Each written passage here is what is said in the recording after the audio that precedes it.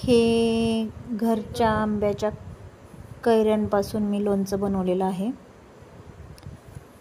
तर याचे मसाले वगैरे मी नंतर सांगेन, पण खरोखरच पारंपरिक पद्धतीने बनवलेलं लोणचं आहे मी।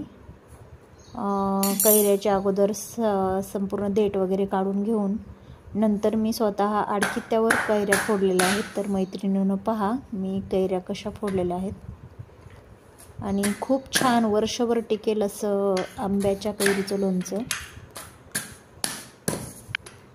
आणि खायला पण खूपच छान चव देतं।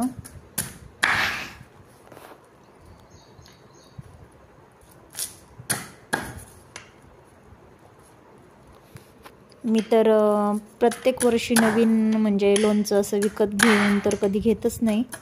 घरी जशा कैऱ्या फोडून आपण लोणचं बनवतो ती चव अगदी वेगळीच असते। तुम्ही पण एकदा करून पहा नक्की। बस बस बस थांब की।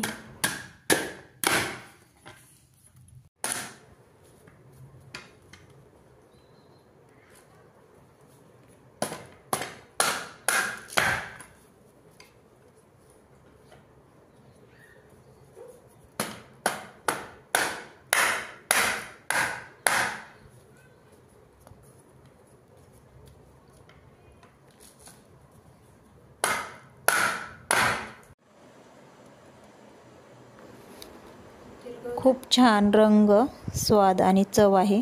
तुम्ही नक्की एकदा ट्राय करून पहा आणि चॅनलला सबस्क्राईब, कमेंट्स आणि शेअर्स करा।